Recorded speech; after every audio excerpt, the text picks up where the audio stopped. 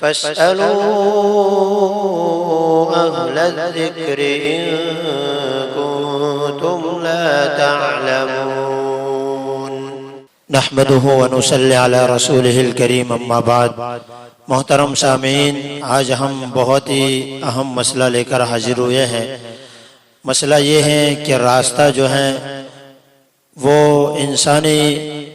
منزل کے مقصود تک پہنچنے کے لیے اللہ تبارک و تعالی نے اس کو ایک ذریعہ بنایا ہے، خواہ منزل جو ہے وہ دنیاوی ہو یا اخروی ہو۔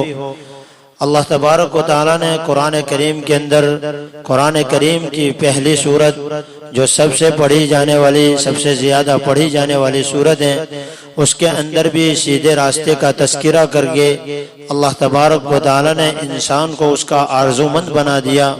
کہ وہ اس کو اللہ تبارک و تعالی سے مانگتا رہے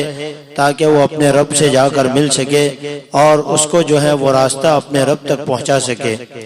راستے کی اسی اہمیت کی وجہ سے انسان جہاں بھی رہے، جہاں پر بھی قیام کرے، جہاں پر بھی بسے اور جہاں پر بھی وہ اپنا گھر بنائے، چاہے وہ محل کی شکل میں ہو، چاہے جھونپڑی کی شکل میں ہو، کسی بھی شکل میں ہو، سب سے پہلے جو ہے اس کو جو ہے راستے کی فکر دامنگیر ہوتی ہے۔ اور اسی انسان کے ساتھ، اسی راستے نے انسان کے ساتھ کافی ترقی کر لی اور راستے کی اس غیر معمولی اہمیت کی وجہ سے یہ جو ہے انسان کا ہمیشہ توجہ کا مرکز رہا اور انسان کے ساتھ ساتھ کافی اس نے بھی ترقی کر لی اور یہاں تک کہ معاملہ پگڈنڈیوں، گلیوں اور کوچوں سے بڑھ کر شاہراہوں، ہائی ویز اور موٹر وے تک جا پہنچا اور بحر و بر ہی نہیں بلکہ فضا کی لامحدود وسعتوں میں بھی اس نے اپنے قدم جما لیے اور اپنا ثبوت قائم کیا، اور جس پر ہزاروں طیارے دن رات دندناتے پھرتے ہیں۔ موجودہ دور میں راستے سے متعلق جو نظام قائم ہوا پچھلی 1-2 صدی سے، لیکن اس کی طرف شریعت مطہرہ نے بہت ہی پہلے انسان کو متوجہ کر دیا اور انسان کی توجہ وہاں پر لگا دی تاکہ شریعت مطہرہ کے ذریعے انسانوں کے حقوق، حیوانوں کے حقوق، جانوروں کے حقوق، درندوں، چرندوں اور پرندوں کے حقوق جو بیان کیے گئے، اسی کے ساتھ ساتھ شریعت نے جو ہے راستے کے حق کا بھی اضافہ کیا ہے۔ چنانچہ نبی کریم صلی اللہ علیہ وسلم نے اس کی طرف توجہ دلاتے ہوئے ارشاد فرمایا کہ اجعلوا الطریق 7 اذرع، کہ راستے کی چوڑائی کم از کم 7 ہاتھ رکھا کرو، یعنی جس کی چوڑائی جو ہے 10 فٹ ہوتی ہے۔ اسلام نے حقوق اور واجبات کی فہرست کے اندر راستے کے حق کا بھی اضافہ کیا اور اس بات کو یقینی بنایا کہ راستہ اتنا پرامن اور محفوظ ہو کہ مسافر کو کسی بھی طرح کی پریشانی نہیں ہونی چاہیے اور آنے جانے کے اندر اس کو کسی بھی طرح کی فکر دامنگیر نہیں ہونی چاہیے۔ چنانچہ اسی وجہ سے تکلیف دہ چیز کو راستے کے اندر سے ہٹانے کو نبی کریم صلی اللہ علیہ وسلم نے عبادت قرار دیا۔ چنانچہ بخاری شریف کی ایک حدیث میں نبی کریم صلی اللہ علیہ وسلم ارشاد فرماتے ہیں الایمان 70 شعبہ فافضلها لا الہ الا اللہ وادناها اماتۃ الاذى عن الطریق، کہ ایمان کے بہت سارے شعبے ہیں جس کے اندر افضل جو ہے وہ کلمہ لا الہ الا اللہ ہے اور ادنا سے ادنا درجہ وہ راستے سے تکلیف دہ چیز کو ہٹانا ہے۔ ایمان کے بہت سارے شعبے نبی کریم صلی اللہ علیہ وسلم نے ارشاد فرمائے، اس کے اندر راستے کی جو اہمیت ہے اس کو بھی بیان کیا۔ راستے سے جو ہے تکلیف دہ چیز کو ہٹانا کوئی چھوٹی موٹی عبادت نہیں ہے بلکہ یہ اتنی بڑے خیر کا کام ہے جس کی وجہ سے آدمی جو ہے اپنے لیے جنت کو واجب کر دیتا ہے اور آدمی اس کی وجہ سے جنت کے اندر داخل ہو جاتا ہے۔ چنانچہ نبی کریم صلی اللہ علیہ وسلم نے ارشاد فرمایا کہ ایک شخص کے پاس کوئی عمل نہیں تھا، اس کے پاس اور کوئی نیکی کا کام نہیں تھا، بس اس نے زندگی کے اندر ایک کام کیا تھا کہ راستے کے اندر ایک درخت اگا ہوا تھا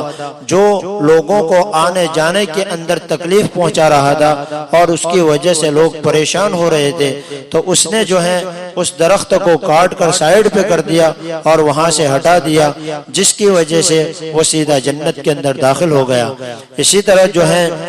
ایک اور آدمی نے راستے کے اندر خاردار اور کانٹے دار جھاڑیوں کو، جس کی وجہ سے لوگوں کو آنے جانے کے اندر تکلیف ہو رہی تھی، تو اس آدمی نے اس کانٹے دار جھاڑیوں کو راستے سے ہٹا کر جو ہے وہاں سے ہٹا دیا، جس کی وجہ سے لوگوں کی پریشانی دور ہو گئی، اور اسی کی وجہ سے وہ آدمی جنت کا حقدار بن گیا، اور اس کی وجہ سے وہ جنت کے اندر داخل ہو گیا۔ راستے کے حق تلفی کے بہت سارے طریقے ہیں، جس کے اندر اہم جو ہے ایک بہت ہی اہم چیز جو ہے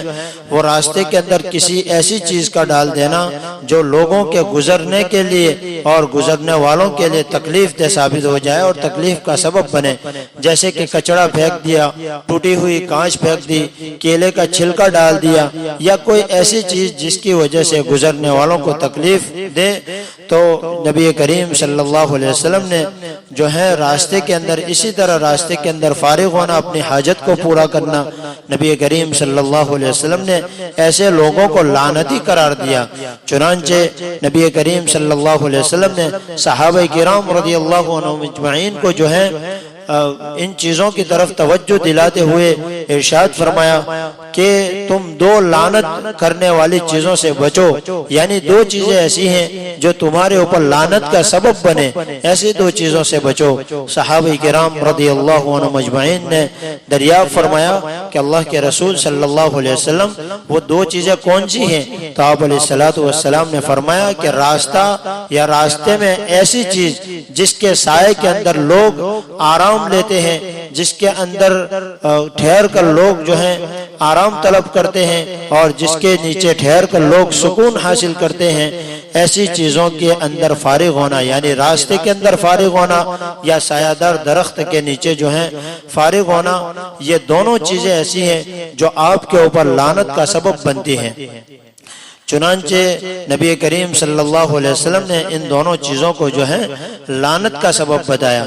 آج ہم دیکھیں کہ اس راستے کے حق تلفی کے اندر ہمارے دکاندار بھائی جو ہیں اس کے اندر بہت ملوث ہے۔ چنانچہ ہم دیکھتے ہیں چوراہوں کے اندر، راستوں کے اندر جن لوگوں کی دکانیں ہوتی ہیں، وہ دکانوں کا کام کرواتے کرواتے اتنے آگے نکل جاتے ہیں کہ دونوں طرف سے راستہ اتنا تنگ ہو جاتا ہے، حالانکہ اصل جو راستہ ہوتا ہے وہ 25 فٹ 20 فٹ کا ہوتا ہے، لیکن اپنا کام بڑھاتے بڑھاتے اتنا آگے نکل آتے ہیں کہ راستہ اتنا تنگ ہو جاتا ہے کہ 10 فٹ کا رہ جاتا ہے، جس کی وجہ سے گزرنے والوں کو، وہاں سے آنے جانے والوں کو، اور اگر وہ مین راستہ ہے تو اس کی وجہ سے مسافروں کو تکلیف ہوتی ہے، اور اسی کو نبی کریم صلی اللہ علیہ وسلم نے لعنت کا سبب بتایا۔ اور حدیث پاک کے اندر نبی کریم صلی اللہ علیہ وسلم نے ایک جگہ یہ بھی ارشاد فرمایا کہ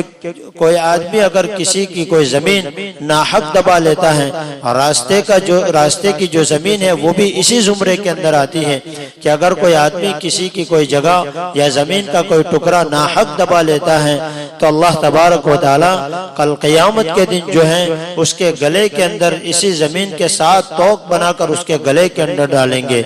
اسی طرح دوسری حدیث کے اندر ایک اللہ تبارک و تعالی نے نبی کریم صلی اللہ علیہ وسلم کے زبانی ہمیں یہ دھمکی سنائی، ہمیں یہ وعید سنائی کہ جس کے اندر نبی کریم صلی اللہ علیہ وسلم نے ارشاد فرمایا کہ کوئی آدمی اگر کسی کی زمین ناحق دبا لیتا ہے تو اللہ تبارک و تعالی کل قیامت کے دن اس کو 10 گز یعنی 10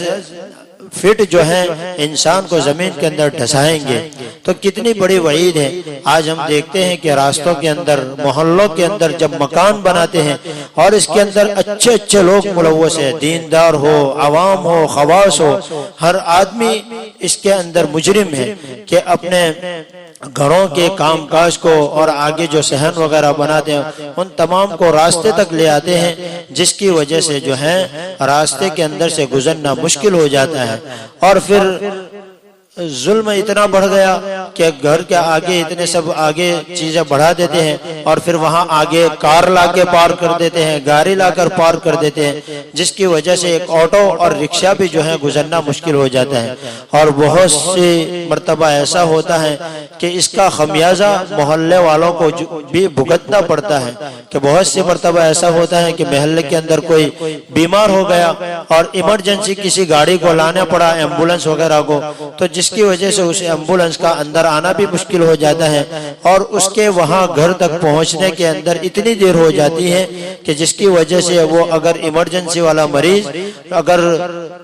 تحمل نہیں کر سکتا، برداشت نہیں کر سکتا اور کنٹرول نہیں کر سکتا ہے تو پھر وہ اپنی جان بھی کھو بیٹھتا ہے۔ تو یہ کتنا بڑا ظلم ہے، تو ستم بالائے ستم ہے کہ راستوں کو جو ہے اتنا تنگ کر دیا جاتا ہے۔ اسی طرح ہم مسجدوں کے اندر نماز پڑھنے جاتے ہیں، عیدگاہ کے اندر نماز پڑھنے کے لیے جاتے ہیں، تو وہاں پر بھی دیکھا جاتا ہے کہ اکثر و بیشتر مسجد کے ارد گرد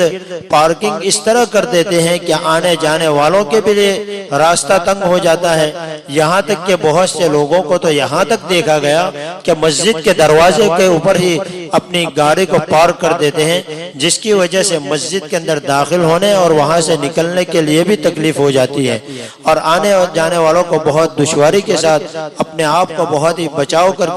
بچا کر نکلنا پڑتا ہے یا داخل ہونا پڑتا ہے۔ تو یہ راستے کے حقوق ایسے ہیں کہ جس کی وجہ سے ہم بہت سارے اپنے آپ کے اوپر بھی ظلم کرتے ہیں اور لوگوں کے لیے بھی ظلم کا باعث اور ذریعہ بن جاتے ہیں۔ پھر ہم دعا کرتے ہیں کہ اللہ تعالیٰ ظالم کے اوپر لعنت فرما، حالانکہ خود بندہ ظالم بن کے بیٹھا ہوا ہوتا ہے اور قرآن کریم کی وہ آیت پڑھتا ہے کہ لعنت اللہ علی الظالمین، تو اس کی وجہ سے بندہ خود ظالم بنا ہوا ہوتا ہے تو وہ خود اپنے اوپر ہی لعنت کرتا ہے۔ اسی طرح بہت سارے علاقے ایسے ہوتے ہیں جہاں پر فیکٹریاں وغیرہ ہوتی ہیں، تو فیکٹری کے جو ورکر ہوتے ہیں، جو مزدور ہوتے ہیں، وہ اپنی گاڑیاں اس طرح پارکنگ کرتے ہیں کہ آنے جانے والوں کے لیے بھی بہت گزرنا بہت دشوار ہو جاتا ہے۔ تو ہمیں چاہیے کہ فیکٹری کے اصول یا اس کی پارکنگ کے مستقل جگہ بنائی جائے جس کے اندر مزدوروں کو اور آنے والے ملازمین کو جو ہے اس کا پابند بنایا جائے کہ وہ پارکنگ اسی جگہ پہ کرے جہاں پر خاص طور پر پارکنگ کے لیے جگہ بنائی گئی۔ تو یہ راستے کے کچھ حقوق ایسے ہیں کہ جس کی وجہ سے ہم اللہ کے رسول صلی اللہ علیہ وسلم کے لعنت کے مستحق ہوتے ہیں، جیسے کہ میں نے شروع میں بھی بتایا کہ اللہ کے رسول صلی اللہ علیہ وسلم نے دو چیزیں ارشاد فرمائی کہ دو چیزیں ایسی ہیں کہ جو آپ کے لیے لعنت کا سبب بنتی ہیں۔ اس کے اندر یہ بات بتائی گئی کہ راستے کے اندر یا تو اپنے حاجت سے فارغ ہونا، یا راستے کے اوپر اگر سایہ دار درخت وغیرہ ہے یا ایسی کوئی چیز وغیرہ ہے، شیر وغیرہ بنایا گیا جس کی نیچے لوگ کھڑے ہو کر سکون حاصل کرتے ہیں، تو ایسی چیزوں کے اندر اپنے حاجت سے فارغ ہونا جو ہے وہ انسان کے لیے لعنت کا سبب بنتی ہے۔ اس لیے ہمیں چاہیے کہ راستوں کے حقوق جو ہیں اس کو بھی ادا کریں، کیونکہ راستے سے تکلیف دہ چیز کو اٹھانا بھی بہت بڑا اجر ہے اور وہ آدمی کے لیے جنت کا اندر جانے کا ذریعہ اور سبب بھی بنتا ہے۔ اللہ تبارک و تعالی ہمیں شریعت مطہرہ کے اوپر جو ہے ہماری تمام عبادتوں کو اس کے مطابق اور آپ علیہ الصلوۃ والسلام کی سنتوں کے مطابق اور اللہ تبارک و تعالیٰ کے احکام کے مطابق قرآن و حدیث کی روشنی کے اندر تمام عبادتیں کرنے کی ہمیں توفیق نصیب فرمائے۔ وآخر دعوانا ان الحمد للہ رب العالمین۔